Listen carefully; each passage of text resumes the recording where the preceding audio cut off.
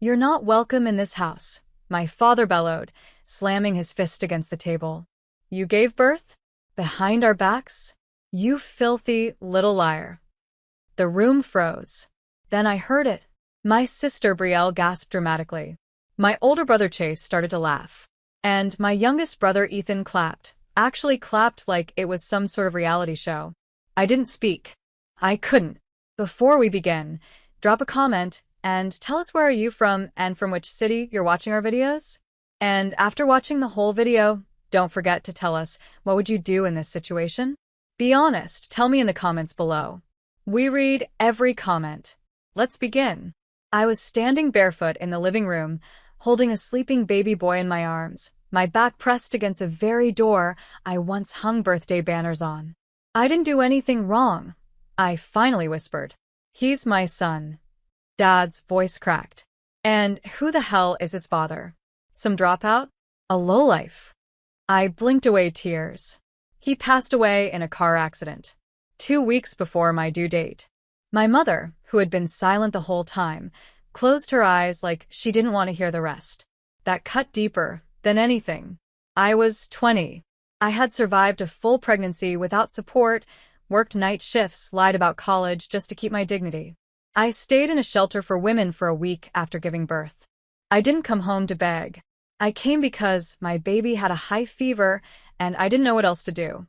I just wanted warmth, a roof, a little compassion from the people who were supposed to love me. But all I got was rage. "Get out," Dad growled, stepping forward. "Take your mistake and walk out of my house. You're not my daughter anymore." I swallowed hard. "Dad." I set out. My hands tightened around my baby. His tiny breath warmed my collarbone. I turned to my siblings. Brielle smirked. "Chase?" He actually opened the door for me. "Need help finding the sidewalk?" That was the last thing I heard as the wind hit my face. I stepped out into the dark. The snow was already falling. My arms were numb. I didn't have a coat, just a thin hoodie. My baby whimpered as I wrapped myself tighter around him. No suitcase. No money. No apologies. I disappeared into the night. They never came looking. 13 years later, the black iron gates slowly rolled open. 3 luxury SUVs were parked just outside. And standing in front of them, shivering, confused, and way overdressed, were Brielle, Chase, and Ethan. They hadn't seen me yet, but they were looking straight at my house. Tall, white stone walls, arched windows, a curved driveway lined with trimmed hedges and imported pine trees. It wasn't just a house, it was the kind of place people stopped to take photos in front of. The 3 of them exchanged uneasy looks. Their father, my father, wasn't with them. He had passed 2 months earlier from a stroke. And with him gone, they assumed they were the next heirs to the estate. The big mansion he'd always bragged about, the one they thought he'd quietly moved into during his final years. But what they didn't know, that mansion never belonged to him. A teenage boy stepped out from the front door, tall and athletic, dressed in a sharp black shirt and slacks. His eyes, piercing hazel, froze them in place. He looked exactly like his father. He was 13. And he was mine. They didn't know it yet, but they were staring at the very past they had tried to bury. Then I walked out behind him, head held high, black dress pants, cream blazer, no makeup but every inch composed. Brielle's lip parted. Ethan stepped back. Chase froze completely. My son turned to me and asked calmly, "Are those the people who threw you into the snow?" I nodded once. He stepped back, crossed his arms, and stood tall beside me like a knight beside his queen. I looked at them and smiled just a little. "Welcome to my home," I said. "Funny seeing you all here." Their faces drained of color. And I hadn't even told them the worst part yet. No one spoke. Not Brielle, with her $1,000 clutch. Not Chase with his slicked-back hair and thin patience. Not even Ethan, who always had something to say.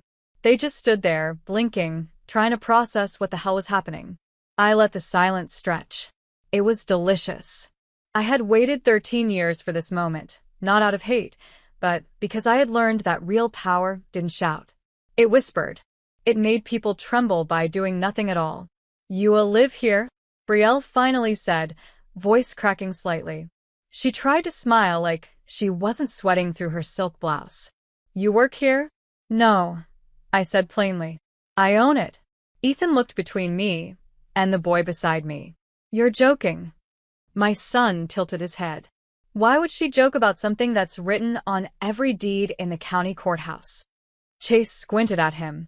Who are you? I placed a hand gently on my son's shoulder. This is Adrian, I said. My son. The silence became heavier.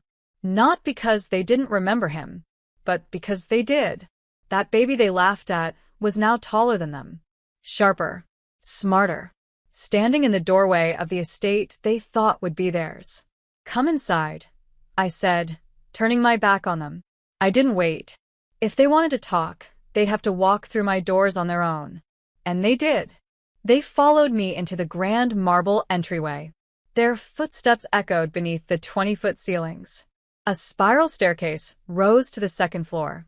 A chandelier hung like a frozen star above them. On the wall beside it, an enormous painting. Of me. Painted in bold, classical strokes. One arm resting across a chair, Adrian standing beside me in a private school blazer. It was a symbol, a message, a declaration. Ethan muttered, You've got to be kidding. Chase walked up to it slowly. When did you become this? I turned. The moment you all stopped pretending I was family. We sat in the formal lounge. Adrian stood, watching them from the archway like a guardian. He didn't sit. He didn't need to. I poured tea. Not for them. For myself. So, Brielle tried, fake cheerful. What's this about? We got the attorney's message. Something about a final estate clarification. Yes, I said, sipping once. It's about Dad's will. Or rather, the property you assumed he left you. She straightened. He said it was ours. He lied, I said. Because it never was his. Chase's eyes narrowed. What the hell are you talking about? I reached over and pulled open a thin folder on the coffee table. Inside were the original deed documents, dating back 16 years. The name on them? Mine. Dad never bought this house, I said calmly. He leased it. On credit. The owner defaulted. And I bought it out from under him, quietly, legally, and permanently 8 years ago. Brielle's face dropped. No. He lived here. As a tenant. I allowed it. Under one condition. He never told anyone who the actual owner was. Ethan's jaw clenched. Why would he agree to that? Because he didn't want to admit that the daughter he threw out owned a roof over his head. They were spiraling now. Chase was sweating. Brielle looked pale. Ethan kept pacing. I leaned back and spoke with purpose. I didn't want revenge. I didn't hunt for it. I just worked. I built. I cried while my son coughed in the dark. I scrubbed bathroom floors in the morning and sold art online at night. I taught myself finance while Adrian slept in my lap. I didn't have lawyers back then. Or friends. I only had one thing. Chase muttered. What? I stared at him. Memory. They shifted uncomfortably. Memory of who shut the door on me when I was bleeding. Who laughed when I begged. Who clapped when I was tossed onto the street. Adrian stepped forward now, his voice calm and crisp. And now, we remember you. He slid another file onto the table. Brielle opened it, hands trembling. Her lips moved silently as she read the numbers. Her mansion. Her summer house. Her designer brand investments. All foreclosed. All bought. All quietly acquired by a firm under my name. You took everything? Ethan asked, eyes wide. I stood. No. I earned everything. The fact that it happened to include everything you thought you'd inherit. I shrugged. Coincidence. Brielle looked broken now. So, what happens now? I paused. You're here because I'm deciding what kind of woman I want to be. Adrian looked up at me. And what are you choosing? I smiled, softly. The kind who doesn't forget, but also the kind who won't become like them. They looked confused. I'm giving you one house back, I said. The old one. On the condition that you never speak my name and hate again. Not to each other. Not to the world. And not to Adrian. Ever. Chase looked stunned. Why would you do that? I locked eyes with my son. Because I raised a man I'm proud of. And I won't teach him to hate. Chase finally broke the silence. So, what now you're just the bigger person?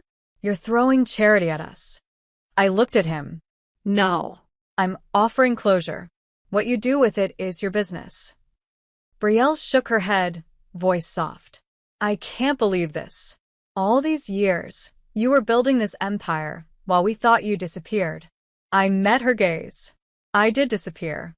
You made sure of it. Ethan leaned on the windowsill, still avoiding eye contact. Why didn't you say something? Come back earlier? Adrian turned toward him. Why would she? So you could mock her again. Ethan looked away. I stepped closer, keeping my tone calm. I came back now because Dad's death ended the silence. The truth had to come out. Not for revenge. For justice. Chase muttered. You think you're some saint now? No, I said, but I know who I am. And I'm not the broken girl you threw out. Adrian asked, Can I speak to them alone? I blinked. Are you sure? He nodded. They need to hear this. I stepped out. Through the slightly cracked door, I heard his voice. You clapped when I was thrown out into the cold. I didn't choose to be born. But I grew up watching her rebuild her life while carrying me on her back. You didn't just hurt her, you tried to erase her. He paused. But I'm living proof she couldn't be erased. Silence. Then he walked out of the room, calm as ever. I'm done, he said to me. They know what they need to know. And as the sun dipped below the trees, I knew that for the first time in 13 years, we were no longer the ones who had to carry shame. They were. They didn't leave right away. They just lingered. Stunned. Like guests at a wedding where they suddenly realized they were never on the guest list. Chase was the first to stand. His mouth opened, as if he had something to say, something rehearsed, maybe. But no words came out.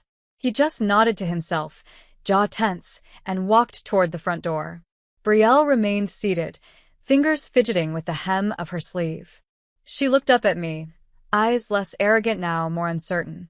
Why him? She asked softly. Why does Adrian speak like he's seen the world already? I stepped forward. Because he has. Not in distance, but in struggle. He's seen what it's like to sleep in a car. To eat oatmeal 5 days in a row. To be looked down on just because of who his mother was. Ethan finally turned from the window. You really went through all that? I nodded. And more. But I never let him see me break. Not once. Brielle's voice wavered. We were told you ran off with some guy. That you didn't want us. I raised my brows. That's what he told you? That I abandoned you? Chase had stopped near the door, overhearing us. He turned. We were fed a story. A selfish girl, a mistake she couldn't fix, and a family she walked away from. I almost laughed. Of course you were. It made it easier for him. Easier to not face what he did. Ethan asked carefully, What did he do? I inhaled slowly. He threw out his daughter in a blizzard, knowing she had nowhere to go. And then he lied about it for over a decade. That's what he did. Brielle swallowed hard. I think part of me knew, but I didn't want to believe it. I know, I said gently but firmly. And believing a lie doesn't make you innocent. It just makes you complicit. They sat in silence again. But this time it wasn't the silence of pride or defiance. It was something closer to regret. I didn't bring you here to destroy you, I said. But you needed to see the difference between who you thought I was and who I became. Chase finally looked me in the eye. So what now? You take your house. You sign the agreement. And you leave Adrian and me out of your mouths for the rest of your lives. Ethan looked like he might cry. And if we want to make things right? I paused. You don't get to decide when you're forgiven. That's not how healing works. Brielle's eyes filled. So, we have no chance? You had 13 years, I said. Now you'll have to wait, just like I did. Adrian stepped back into the room. They're done, he said softly, looking only at me. I gave a single nod. And one by one they left, not with power, not with property, but with the weight of a truth they could never twist again. 3 days later, the papers were signed. I didn't go to the lawyer's office. I let them handle it alone. They took the old family house, nothing more. I made sure of that. A single property. No titles, no shares, no inheritance. Just a roof over their heads and a boundary they were never allowed to cross again. I wasn't being cruel. I was setting limits. The kind of limits they never gave me. Adrian and I sat on the back patio that evening. The sun was sliding down behind the hills. He was quiet as usual, but I could feel his thoughts pressing against the silence. "You okay?" I asked, handing him a cup of tea, something he'd picked up from me. No sugar. No milk. Just strong, honest tea. He nodded. "I'm just thinking." "About them?" He shrugged. "A little. I guess I thought it'd feel better, seeing them like that." "And does it?" He was quiet for a while. Then he said, "They looked so empty. Not angry, not proud, just lost." I nodded, staring out at the gold-tipped horizon. That's what happens when you build your life on lies. Eventually the floor gives out. He sipped his tea. "Do you think they'll ever change?" I let that sit in the air for a few seconds. "I don't know, but I know we did." He looked at me, and for the first time in days, he smiled just a little. "Yeah, we did." I smiled back. "And we don't owe anyone an explanation for it." We sat in silence for a few minutes more. The wind rustled the hedges. Somewhere, a distant car drove by. The world kept moving. Eventually, he leaned back in the chair and said, "You know what the crazy part is?" "What?" "I'm not even mad anymore." That caught me off guard. "You're not?" "No." "I just feel proud. Like they tried to erase us. But here we are. You gave me everything. They gave me nothing. But I still don't hate them." I felt my throat tighten. He continued, "I think that's what makes us different." I reached over and placed my hand on his.